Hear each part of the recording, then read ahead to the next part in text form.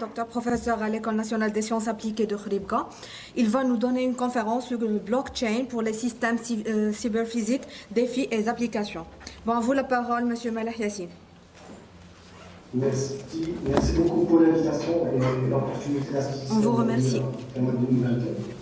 Donc, mes remerciements aussi à tous les organisateurs de cet événement. Donc, je parlerai donc de la blockchain et des systèmes cyberphysiques et surtout de notre travail dans ce domaine et les différentes applications possibles de blockchain dans le système cyberphysique. Donc, à propos de moi, je suis Yassine Maleh, donc je suis membre senior de F3E et professeur j'ai deux doctorats nationaux en cybersécurité en technologie de l'information et gouvernance active. Je suis éditeur en chef du journal américain International Journal of Information Security and Privacy, également éditeur de série avec Tyler Francis, Advanced Cyber Security Management. Donc, concernant mes publications, j'ai plus de 100 papiers. Et aussi, j'ai édité, je suis l'auteur d'une dizaine de livres pendant 2018-2019. Il était classé top 1 au niveau international comme étant les best rapporteurs des papiers scientifiques. Donc, concernant le plan de cette présentation, donc, en termes de cette présentation, ce que nous allons couvrir aujourd'hui, tout d'abord, je commencerai par une introduction au système cyberphysique à l'Internet des objets, parce qu'ils sont liés tous les deux. Ensuite, je discuterai des différentes applications du blockchain, donc les supply chains, les véhicules intelligents, l'Internet des objets, et également la santé. Et on va finir par des questions ouvertes ou bien des pistes ouvertes et une petite conclusion. Je pense que nous sommes tous excités par la blockchain, comme beaucoup d'entreprises et grand public. Comme je l'ai mentionné aujourd'hui, nous allons examiner ce que cela signifie pour les systèmes cyberphysiques.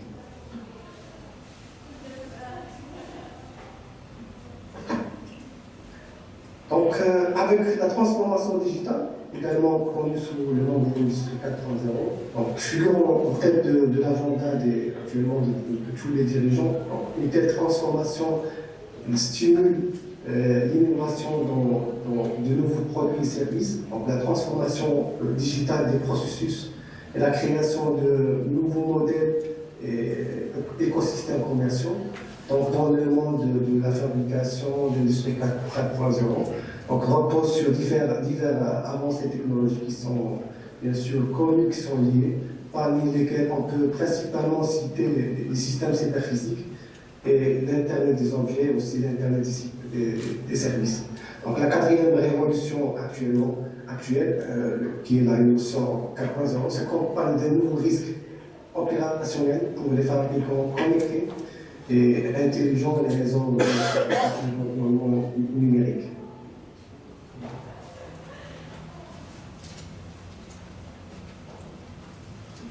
Donc, c'est quoi les systèmes cyberphysiques? Donc, les systèmes cyberphysiques sont nés il y a une dizaine d'années dans l'esprit d'un informaticien américain, Edward Ashford.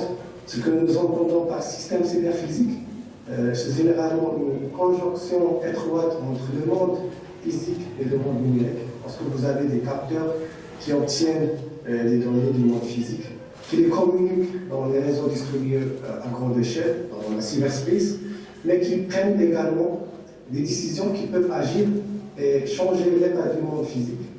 À la différence des systèmes embarqués traditionnels, donc un système cyberphysique à part entière est généralement conçu comme un réseau d'éléments informatiques en interaction avec des entités ou bien des entrées et des sorties physiques, au lieu de dispositifs qui sont généralement autonomes en interaction. Donc les robots domestiques, les voitures autonomes, les avions actuellement connectés s'appuient aussi sur les capteurs, les contrôleurs embarqués pour se situer ou bien se diriger pour nous écouter ou alors pour nous parler. C'est l'une des premières pierres de l'industrie du futur et l'industrie 4.0 qui sera entièrement connectée et qui utilise bien sûr comme base l'Internet des objets. Et les applications de ce système cyberphysique, bien sûr, sont larges et comprennent certains domaines que nous allons examiner aujourd'hui. Parce que pour des contraintes de temps, j'ai choisi juste 4 domaines d'application. Néanmoins, il y a plusieurs domaines d'application, 10 dizaines de domaines d'application. Nous, on va se focaliser sur 4 domaines d'application en santé, supply chain et les voitures connectées. Donc, et l'Internet des objets, bien sûr.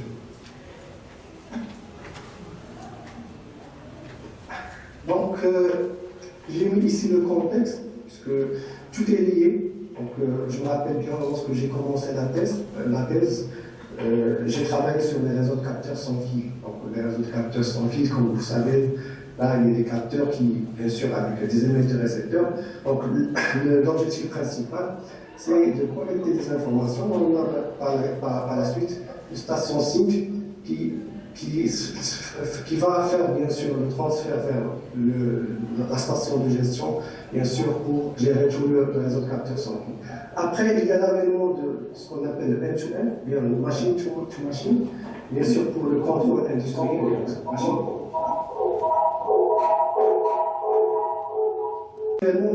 Bien sûr, avec l'Internet des objets, donc tous les capteurs ils vont acquérir une identité unique sur Internet, avec bien sûr le protocole IP, puisque là, c'est un contrat avec IP.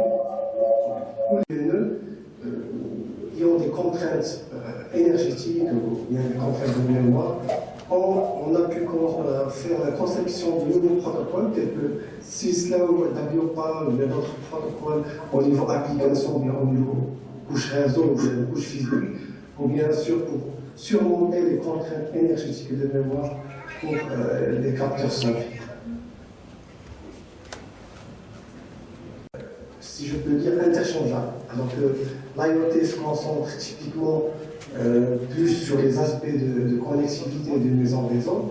Il y a une croissance actuellement significative et claire du nombre d'appareils IoT. Donc, je me rappelle bien, en 2016, les prédictions pour 2020 étaient d'avoir environ 50 milliards d'appareils connectés. Bien sûr, on a, si vous voyez ici, donc on a dépassé l'année 2020.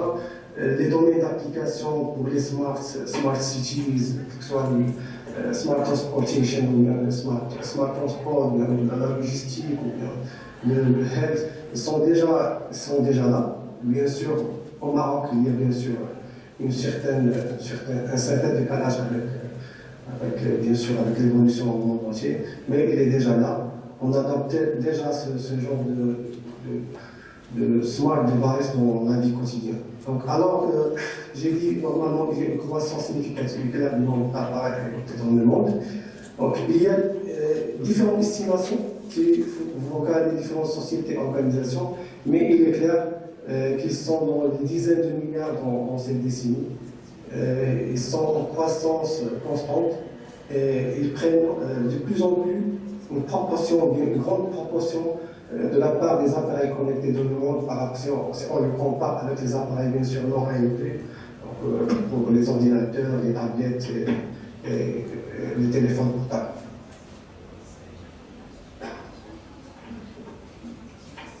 Donc cette échelle est vraiment utile pour obtenir beaucoup d'informations du monde physique, mais elle produit aussi un grand volume de données. Ici j'ai pris l'exemple des véhicules autonomes. Donc, que vous pensez aux véhicules connectés qui peuvent produire une estimation de 25 gigaoctets par heure, à partir de tous ces capteurs complexes, où on allons vers d'autres systèmes complexes comme le moteur d'avion, bien les parcs éoliens, où vous avez vraiment des échelles de données générées et transmises qui sont bien sûr sans précédent, qui croissent d'une façon exponentielle. Donc cela crée des défis pour l'évolutivité, donc scalability, donc, et un problème avec l'approche actuelle, ou bien l'approche qu'on appelle l'approche conventionnelle de centralisation de la gestion du stockage de données, qui n'est pas du tout évolutive. Mais ça ne marche pas quand on a un grand réseau comme le devient avec l'IoT par exemple. deux appareils IoT. Donc, parfois, quand ils ont besoin de communiquer, peuvent être physiquement proches l'un de l'autre, mais pour communiquer, bien sûr, ils doivent passer par une passerelle d'un serveur. La centralisation, bien sûr, pose également des problèmes d'identification des appareils. C'est bien sûr, actuellement, j'ai pu suivre ce matin la présentation du professeur Tefledi, donc à propos de tout ce qui est Fog, Edge Computing, Cloud Computing. Sincèrement, avec l'avènement de tout ce qui est cloud, Fog, Edge Computing, donc en termes de processing, ça pose aucun problème. L'approche de centralisation n'est plus adoptée avec ces nouvelles techniques, que ce soit l'Internet des objets, et surtout lorsqu'on va voir aussi parler de blockchain qui est une architecture 100% décentralisée.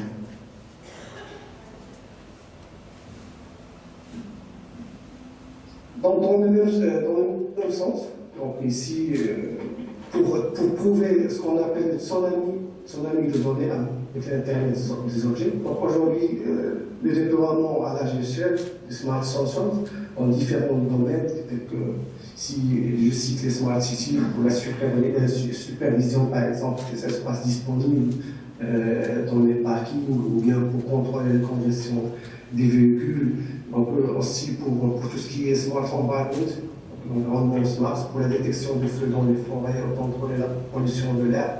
Donc actuellement, ce sont des domaines d'application qui bénéficient de la technologie de l'Internet des objets, de cette évolution.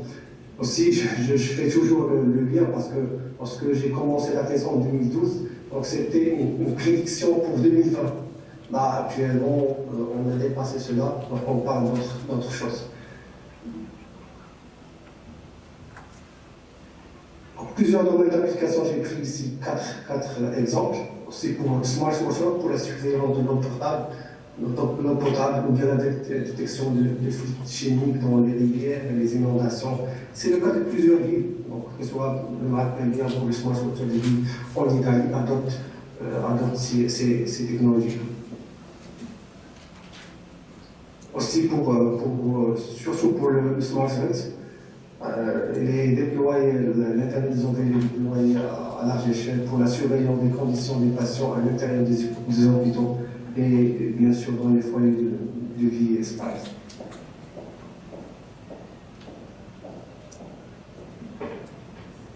Donc, un autre problème avec l'état actuel des systèmes cyberphysiques et l'Internet des objets est celui de la sécurité et de la confidentialité. Donc, comme nous l'avons beaucoup entendu dans les news, donc beaucoup d'entre nous ont entendu parler du problème du botnet Mirai il y a quelques années, où une attaque par 10 000 de services distribués, juste pour les gens qui, pour juste expliquer brièvement le concept des attaques dynamiques des DOS. Donc c'est juste, on va exploiter plusieurs nœuds, ce qu'on appelle des nœuds zombies, qui sont des botnets, qui sont dispersés géographiquement. On va exploiter donc à travers des serveurs de contrôle et de commande, donc pour lancer des attaques de type DDoS, une attaque énorme pour bien sûr mettre un délai de service pour une ressource distante. Donc l'attaque des délais de service a été créée par des pirates qui ont simplement piraté des appareils domestiques intelligents, dans le cadre du Mirai, y compris des caméras et d'autres capteurs domestiques intelligents, afin de générer essentiellement tant de trafic. Ils ont empêché des services critiques de grandes entreprises dans le monde de fonctionner. Donc, aux États-Unis, avec vous savez, le pipeline et d'autres infrastructures critiques comme le supply chain, il s'agissait d'un ransomware, où les attaquants, bien sûr, pour le ransomware, c'est un type de malware qui va demander de l'argent aux entreprises. Les attaquants essayent d'obtenir de l'argent des entreprises, mais il y a clairement une vulnérabilité en termes de sécurité de ces systèmes cyberphysiques. Donc, je crois que l'enjeu majeur, lorsque j'ai préparé cette présentation dans mes recherches, c'est que l'aspect sécurité ou bien cybersécurité est l'aspect le plus critique. Donc, même lorsqu'on va adopter le blockchain, on va voir que le blockchain, lui, la blockchain aussi, il a ses propres vulnérabilités. Donc, lorsqu'on parle d'ouverture, il est quasiment impossible d'avoir le même pied d'avance par rapport à l'ouverture de la fourniture en même temps. Donc, l'aspect sécurité et cybersécurité reste bien sûr l'aspect le plus critique dans l'adoption du système cyberphysique.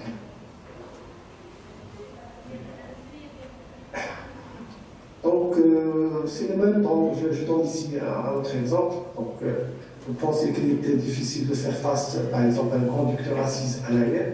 Donc, imaginez que dans cette simulation, dans cette expérimentation, une expérience plus ou moins. Donc, deux hackers, ce sont bien sûr white hackers, qui s'appellent Miller et Chris. Ils ont utilisé un journaliste comme mannequin numérique de crash test pour attirer l'attention ou bien l'attention sur les vulnérabilités des systèmes de navigation connectés à Internet qui équipent de nombreux véhicules connectés. Et bien sûr, ils ont arrivé à prendre le contrôle. Là, vous voyez ici, hackers remotely kill Jeep on the highway. Ce qui prouve que lorsqu'on va parler de blockchain, c'est généralement pour les besoins de sécurité, privacy, généralement dans l'adoption des différents use cases, différents cas d'application des systèmes cyberphysiques.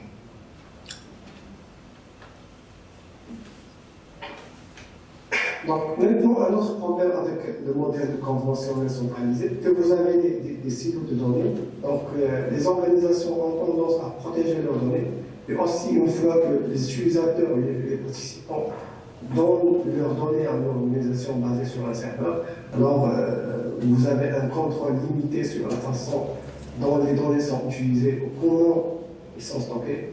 Donc, en fait, nous devons faire une confiance quasi absolue aux fournisseurs de cloud d'applications, avec les dispositifs actuellement réalité qui collectent les données très personnelles, qu'il s'agisse de votre maison, de la vie quotidienne, de votre consommation, par exemple, d'énergie, de votre véhicule intelligent, le fait que nous devions placer toute cette confiance dans un tiers central de confiance, et ça pose un grand problème.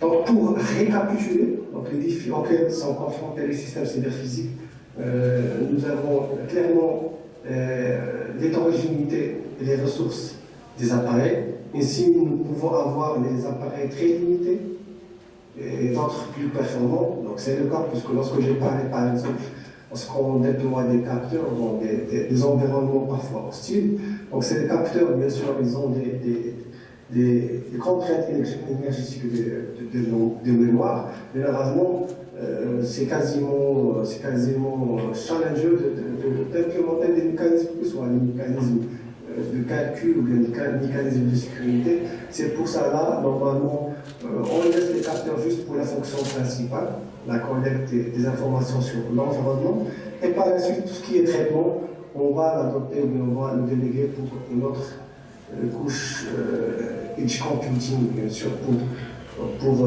bien sûr faire avec les ressources, bien sûr, lorsqu'on parle de cloud, edge computing, là, on n'a pas des contraintes en termes de mémoire ou de calcul, tout ça.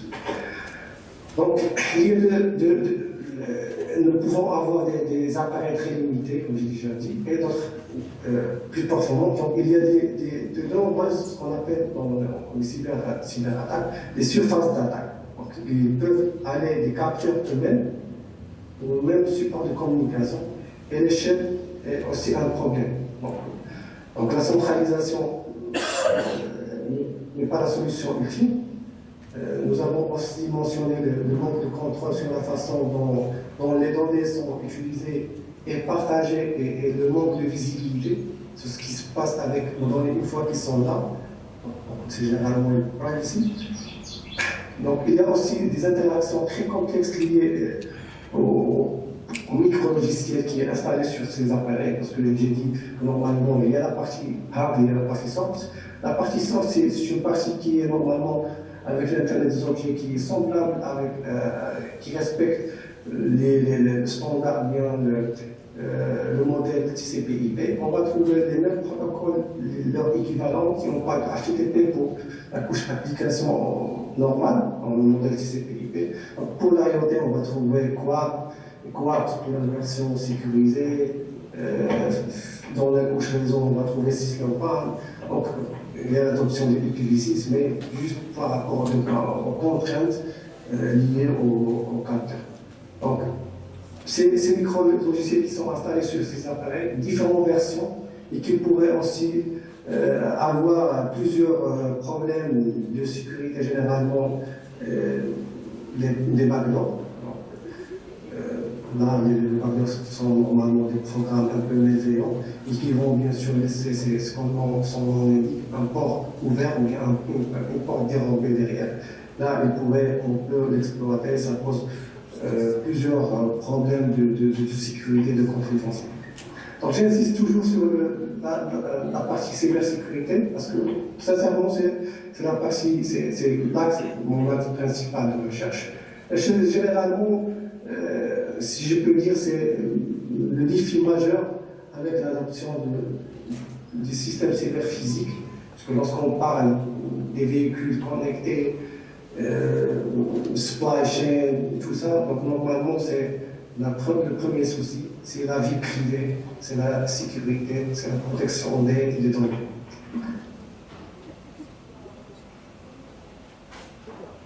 Donc la question qui se pose, y a-t-il un autre moyen de procéder?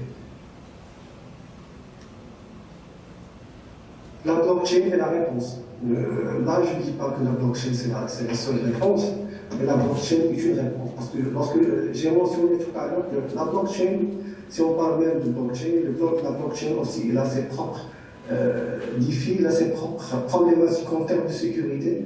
Donc, ça peut être une solution, mais ce n'est pas la seule solution, ou bien la solution ultime pour ces problématiques. Donc, ici, dans nos recherches, parce que généralement, la blockchain, l'adoption de la blockchain pour les systèmes cyberphysiques, je crois que les recherches là-dedans n'ont pas arrivé au stade de maturité absolue. On a juste, ces 3-4 dernières années, on a commencé à parler de l'adoption de la blockchain.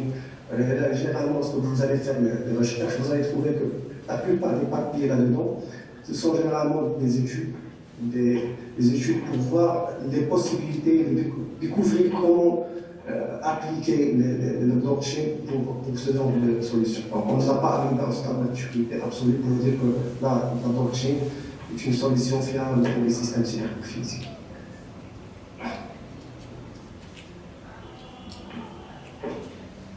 Donc, je vais juste brièvement parler de blockchain. Donc, certains d'entre vous le savent peut-être, mais la blockchain a été introduite en 2018, en 2008, comme base de la première crypto-monnaie. Généralement, on parle de Bitcoin, mais elle utilise essentiellement beaucoup de constructions informatiques de base, parce que normalement, les technologies, ce ne sont pas des technologies autonomes, mais ce sont des technologies sur la base des évolutions antérieures. Donc, généralement, on utilise beaucoup de constructions informatiques de base, y compris généralement les listes chaînées. Ils utilisent également l'infrastructure de cryptographie asymétrique, généralement à clé privée et clé publique. Ils s'appuient généralement sur les fonctions de hachage afin de transformer les données de longueur arbitraire en hachage de longueur fixe qui peuvent être facilement résumées à l'état de la base de données. Ils utilisent également un réseau peer-to-peer dans le blockchain. Donc, peer-to-peer, c'est l'exemple le plus flagrant normalement d'utilisation du peer-to-peer. C'est normalement on utilise les logiciels de torrent, généralement pour télécharger soit des files, des documents, peu importe. Généralement, le fichier il est dispersé entre plusieurs nœuds. Donc, on n'a pas le concept de centralisation, on ne parle pas du concept de centralisation. Et ça, c'est parmi les objectifs clés du blockchain. Donc, la blockchain est essentiellement un réseau distribué d'ordinateurs qui gère la base de données ensemble et des incitations pour encourager les ordinateurs à engager les ressources pour gérer la base de données. C'est ce qu'on appelle normalement les miners. Les miners, ce sont les ordinateurs ou bien les devices qui vont s'engager, bien sûr, pour calculer, bien sûr, le bloc, pour gérer la base de données. Parce que généralement, lorsque vous avez une organisation centralisée, c'est le cas par exemple de transactions bancaires. Donc, une transaction bancaire, si vous souhaitez faire un virement, normalement, vous passez par l'intermédiaire qui est la banque. Mais dans la blockchain, donc, normalement, pour vérifier la confidentialité, bien, pour vérifier l'authenticité de la personne qui a envoyé ou bien qui a émis la transaction, généralement à travers les nœuds, ce n'est pas l'ensemble des nœuds, mais on peut même on peut parler de concession. Donc, ça veut dire la majorité des nœuds, ils approuvent la transaction, et comme ça, vous voyez que le concept de centralisation il est complètement délaissé.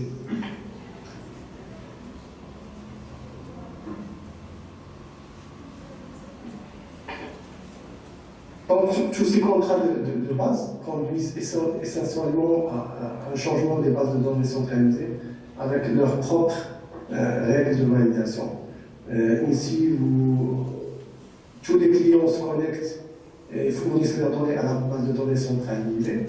Et cela nécessite, comme nous l'avons mentionné, un très haut degré de confiance de l'opérateur de cette base de données. Donc, alors que la blockchain se déplace vers une base de données complètement distribuée, où n'importe quel device peut participer à stocker et à maintenir la blockchain. Ce sont les validateurs dans ce modèle, et cela devient un grand livre distribué, donc ce qu'on appelle ledger, distributed ledger, ou bien une base de données distribuée. N'importe quel device, ou bien cela devient un grand livre distribué. Donc l'idée est que tous ces validateurs ils stockeront une copie de l'état de la base de données. La blockchain et puis se mettre d'accord sur cet état en utilisant ce qu'on appelle un algorithme de consensus particulier. Le plus populaire, c'est ce qu'on appelle le proof of work, qui est utilisé pour le vote Bitcoin. Ils se mettent d'accord sur cet état et en raison de liaison des blocs consécutifs dans la blockchain, donc chaque bloc a un hash du bloc précédent pour assurer l'authenticité. Donc les blocs sont liés entre eux, de telle sorte que si vous changez une transaction en bloc dans le passé, cela peut être détecté facilement par tous les autres validateurs.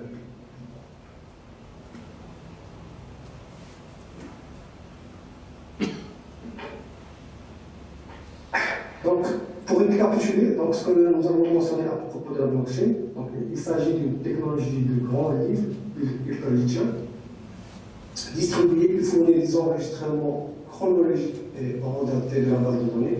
Et il est immutable, en anglais, immutability. Et comme nous l'avons mentionné, en raison de la liaison des blocs consécutifs, il fournit un haut degré d'auditabilité ou bien traçabilité des opérations, où nous pouvons regarder les transactions passées et voir exactement ce qui se passait, avoir un haut degré de confiance dans ce domaine en raison de la propriété cryptographique, c'est avec ces notions bien sûr des hachages. Parce que là, on a la cryptographie asymétrique avec bien sûr les fonctions de hachage. Bien sûr, ça reste à discuter parce que j'ai dit que même si dans le mécanisme de concession, il se peut avoir des attaques. Là, généralement, l'attaque la plus connue, c'est le 51%. Donc, si on a 51% des nœuds sur le réseau qui sont bien sûr détenus par une autre entité tierce, qui sont vulnérables, ça pose un grand problème.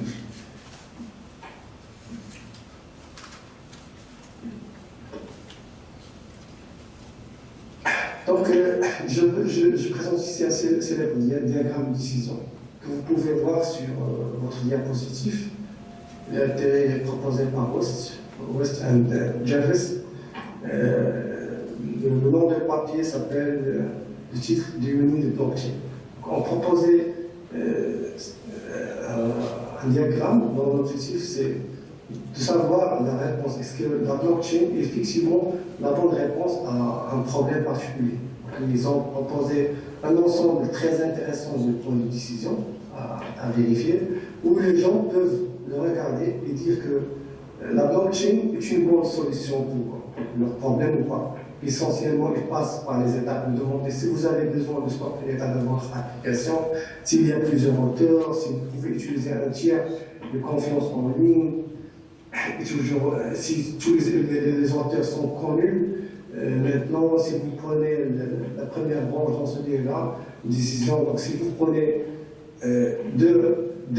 par exemple, si vous avez besoin d'une blockchain sans permission, ou bien avec permission, cependant, si vous n'avez pas l'une d'entre elles, que vous éloignez de cette branche, vous n'avez pas vraiment besoin d'une blockchain. Donc, je vous laisse par la suite découvrir, parce que à mon avis, c'est un diagramme utile pour savoir l'utilité. Est-ce que vraiment j'ai besoin, j'aurai recours au blockchain dans mon problème?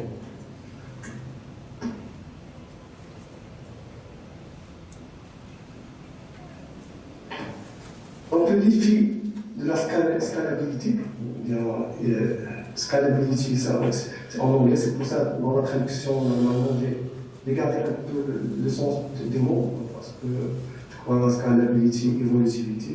Donc en français, donc le défi de la scalability dans le blockchain est qu'il s'agit d'un réseau peer-to-peer. Donc tous les participants recevront tout et ils doivent tout vérifier. Mais ce que cela signifie, c'est qu'en fait, cela limite le débit de transaction d'une blockchain. Comme vous voyez dans la figure, nous regardons juste le débit, les vitesses de transaction de certains crypto-monnaies par rapport à Visa et PayPal, qui sont des systèmes de paiement très classiques. Actuellement, vous savez que pour Visa, c'est 24 000 transactions par seconde, alors que Bitcoin ne peut se compter que 7 transactions par seconde. Afin de s'assurer qu'il n'y a pas de double dépense ou d'autres problèmes de ce genre, il y a d'autres crypto-monnaies qui ont un temps de transaction plus rapide, mais ils n'atteignent pas encore les niveaux de recul pour devenir un système de paiement mondial pour remplacer les systèmes, bien sûr, les systèmes actuels, les systèmes de paiement actuels. Donc, une autre contrainte ici, c'est que le blockchain, c'est très gourmand en termes d'énergie. Depuis que l'extraction, par exemple, de Bitcoin, consomme plus d'électricité que ce qui est indiqué en rouge, y compris ici, vous voyez, 159 pays. Donc il n'est pas nécessairement durable de continuer avec ce genre d'algorithme de consensus, parce que ça consomme beaucoup d'énergie pour la blockchain, et doit devenir un système de cryptomonnaie, mais aussi pour d'autres applications comme les systèmes cyberphysiques. Donc aussi c'est parmi les contraintes d'adoption de blockchain.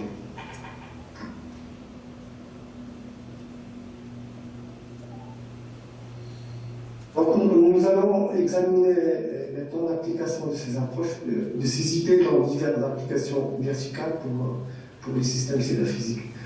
Généralement, je propose ce livre. C'est un livre qu'on a édité, mais il n'a pas encore sorti. Il y a un autre livre qui est sorti en 2020, je crois par des chercheurs en Australie, University West, West University en Sydney. Donc c'est le premier livre qui a discuté l'application de blockchain pour les systèmes cyberphysiques. Et depuis, on parle juste de 2020, depuis, je crois qu'il y a plusieurs recherches dans ce sens qui discutent les différentes applications des systèmes cyberphysiques pour les différentes applications de blockchain pour les systèmes cyberphysiques.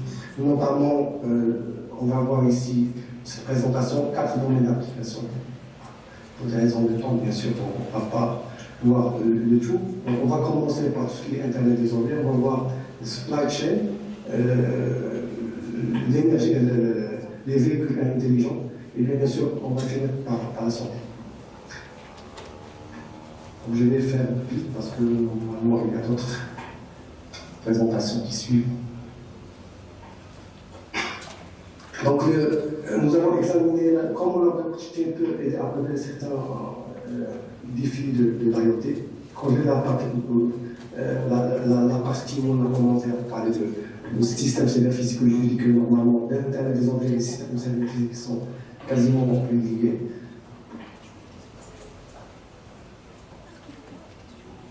Donc, on va passer par cet exemple. Nous sommes en train dans ce domaine.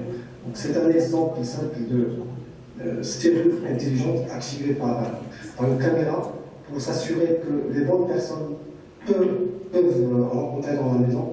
Et dans ce cas, nous utilisons ici par exemple la figure, le personnage.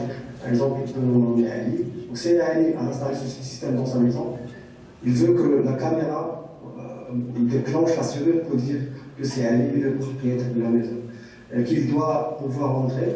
Mais qu'est-ce qui se passe quand on sait que le système est compromis, que sa maison est bien sûr cambriolée? Que devons-nous bien sûr blâmer?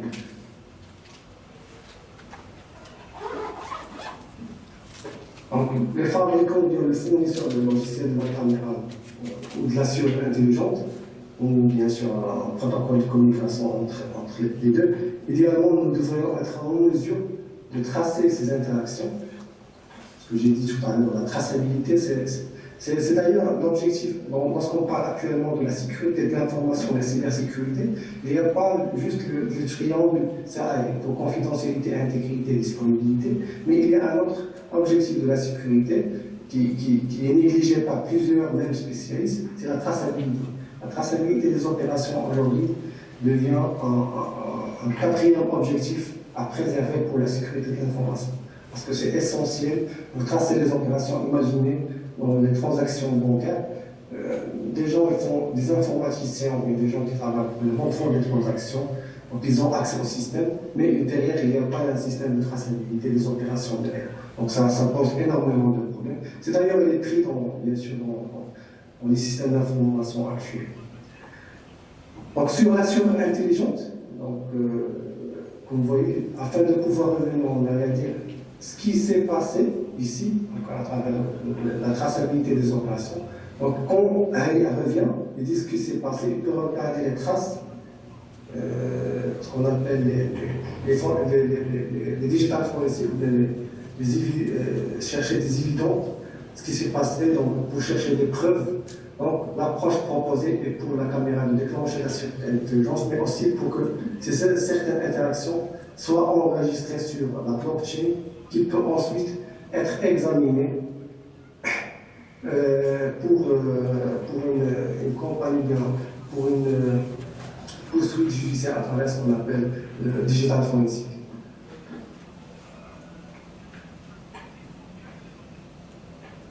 Donc, ce n'est pas nécessairement un ajustement direct d'appliquer la blockchain à l'intérieur des objets.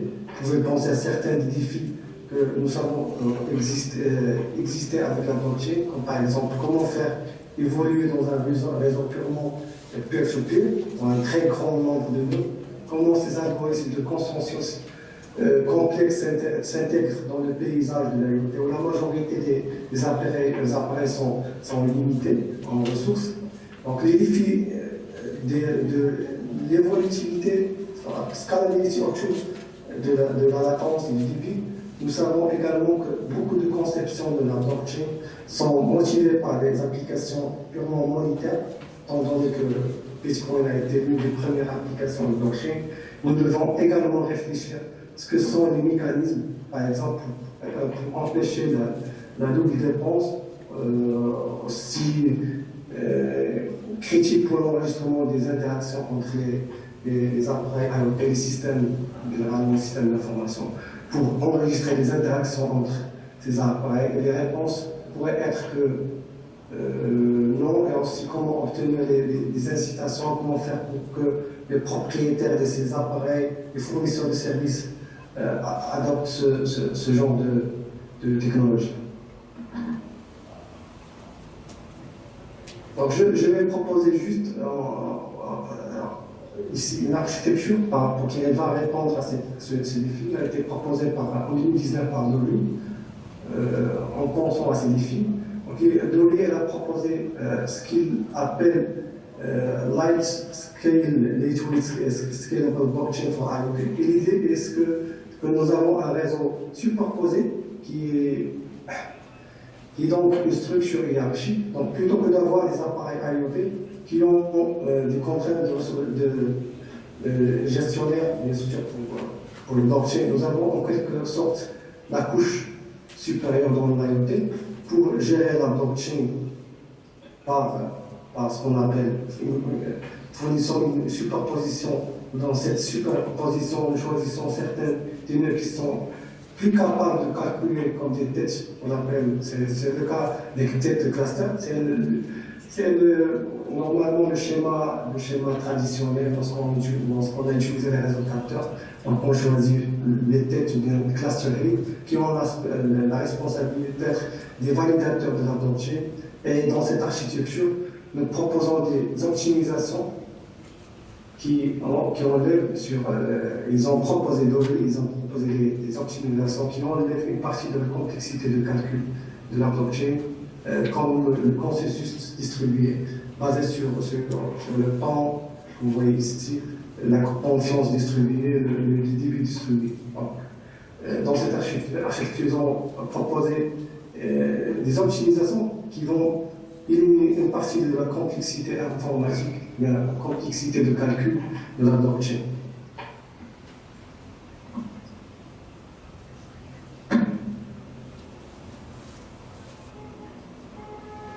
Donc ici, l'idée de la façon dont les transactions circulent dans le LSP.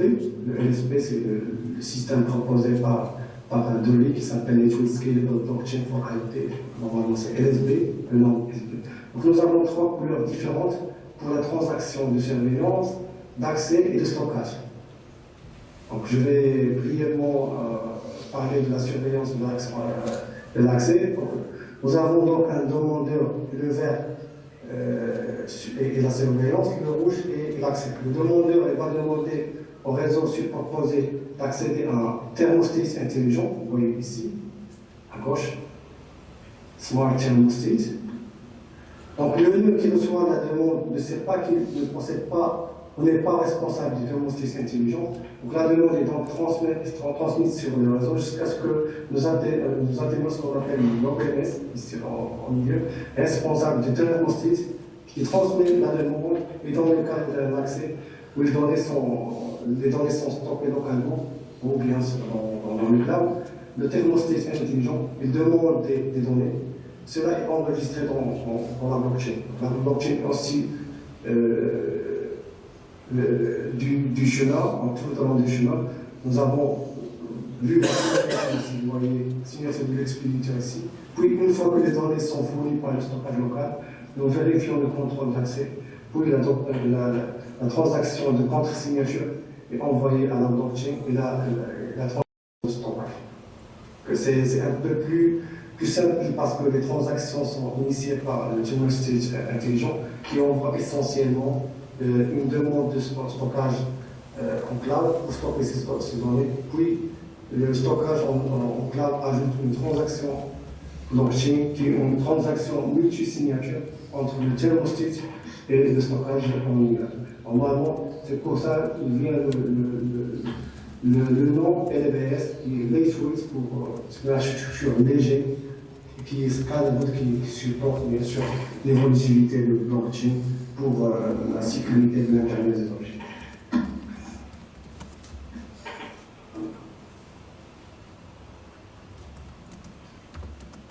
Très très fort parce que ça fournit une capacité d'audit, traçabilité de sécurité. Ça peut empêcher la double dépense. Comme vous le savez, les gens ne peuvent pas nier ce qui est déjà été passé sur la blockchain maintenant. Donc ici, ce qui est bon sur le blockchain, mais aussi ce qui est mauvais, évidemment, le mauvais, c'est que l'aspect négatif, c'est là que lorsque la blockchain se développe, il commence à créer un énorme volume de stockage sur les appareils IoT impliqués dans sa gestion. Il y a aussi d'autres risques qui sont impliqués. Donc le plus mauvais, le très mauvais, évidemment, l'inconvénient que lorsque la blockchain se développe, il commence à créer une charge de stockage importante et aussi il y a des risques importants sur la vie privée impliqués dans le stockage perpétuel des données d'un utilisateur.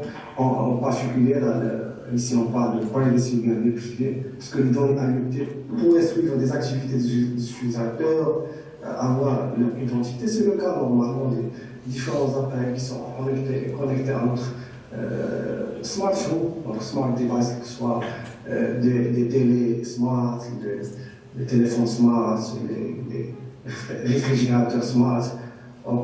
Donc ça pose un énorme problème de vie privée, ce qu'on appelle privacy. Donc, exigence pour les applications IoT. Donc, nous observons essentiellement que les transactions de la blockchain n'ont pas nécessairement besoin d'être stockées si nous pouvons l'éviter. Mais alors, il y a un problème potentiel avec la blockchain elle-même. Elle est censée être immune.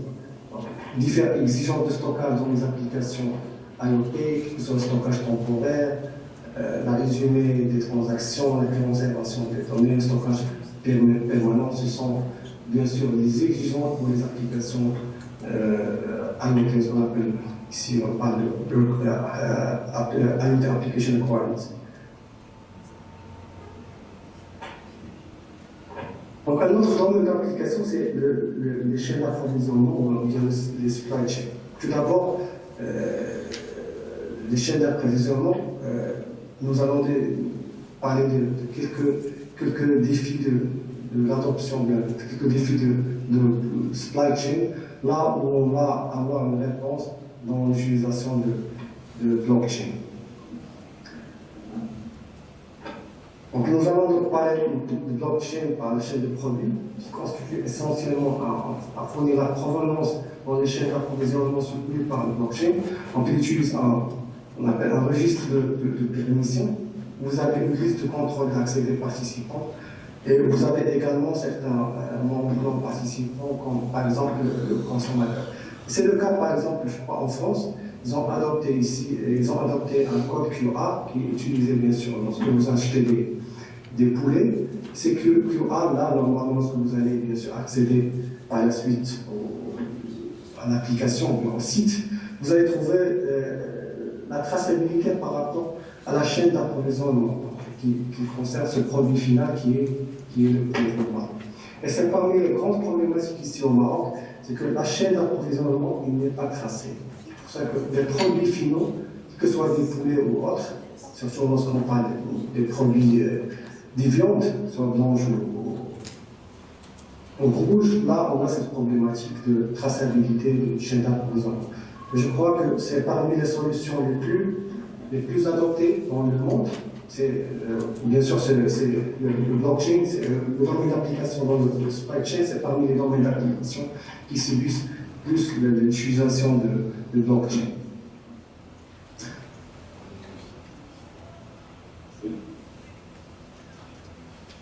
Donc ici, comment une blockchain peut être guidée? Donc, il peut découvrir l'origine des matières premières, peut-être enregistrées, le transfert physique des articles tout au long du FSC. Donc FSC, c'est le Food Supply Chain, peut être suivi. Les flux de données des capteurs IoT peuvent être intégrés. La vérification de l'analyse des risques et des points critiques pour les maîtrises peut être réalisée. Les clients peuvent accéder à l'historique des produits, accélération des enquêtes sur les épidémies de maladies. Donc, normalement, dans le supply chain, l'utilisation de blockchain peut avoir ce bénéfice pour tout ce qui est supply chain, à partir de la traçabilité, l'historique des produits. Donc tout le chaîne d'approvisionnement il est tracé, il est supervisé. Donc, du moment là où on implante bien sûr le produit qui est le produit premier, jusqu'à arriver au produit final à consommer par le client.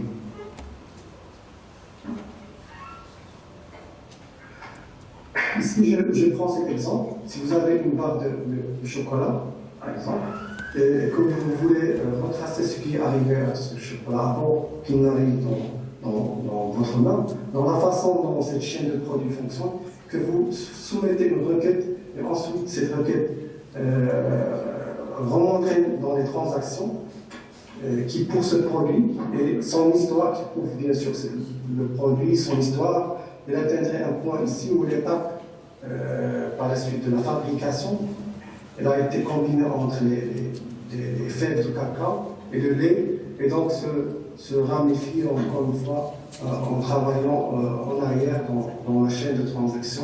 Vous pouvez revenir ce qui a été produit par le producteur de lait, ici dans notre cas, et les producteurs de cacao, par exemple, ici, en exemple, c'est Georges, c'est lui qui a produit les fèves de cacao. Donc c'est ce que fournit la chaîne de produits. C'est généralement une traçabilité absolue de nos différents produits.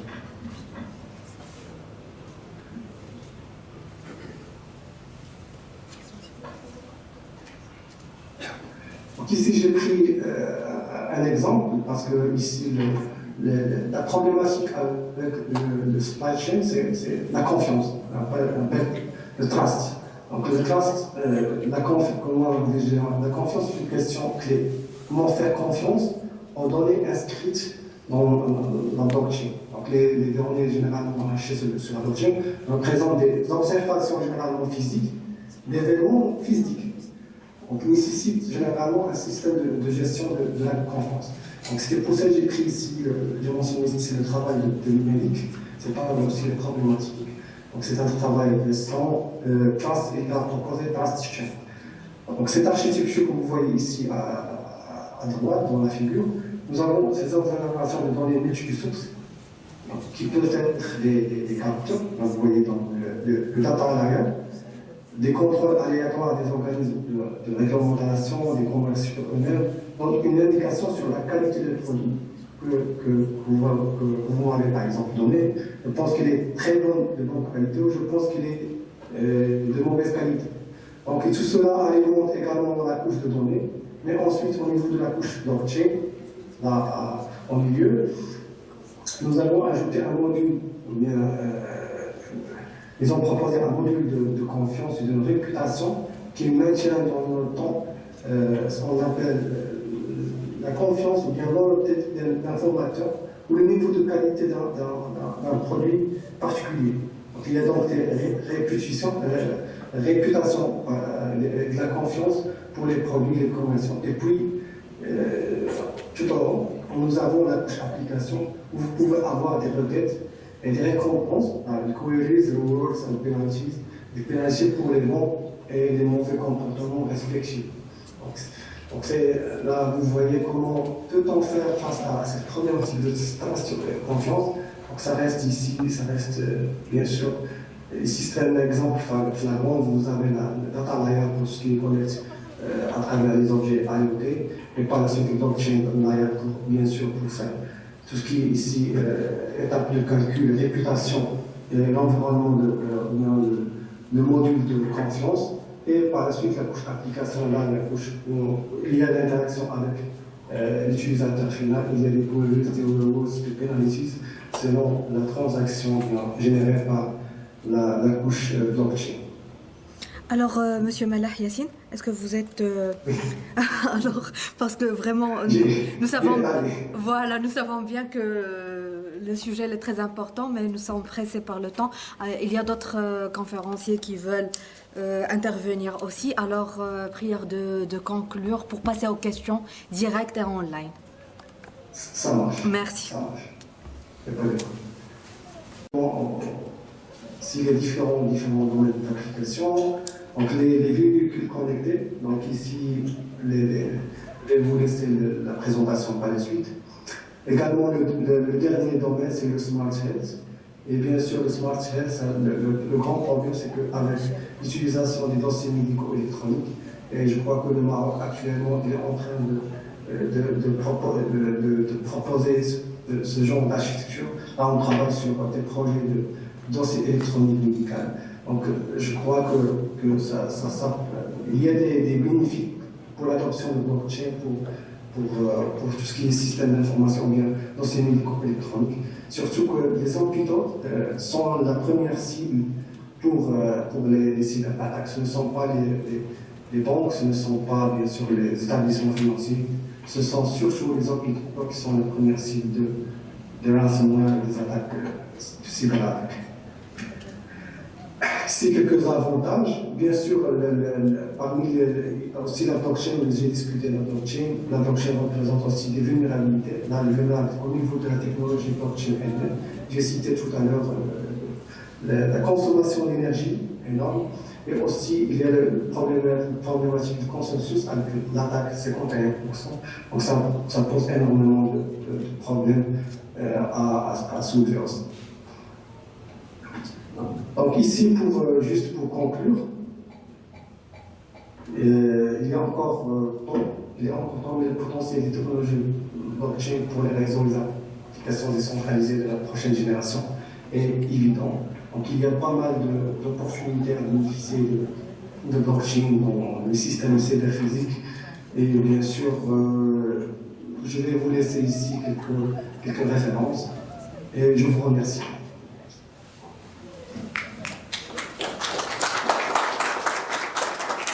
Alors, merci Monsieur Yassine pour cette intervention. Alors, maintenant, si on peut prendre au plus deux questions, une en présentiel et une en ligne. Alors, je commence par une question en présentiel. Alors, si vous avez le micro.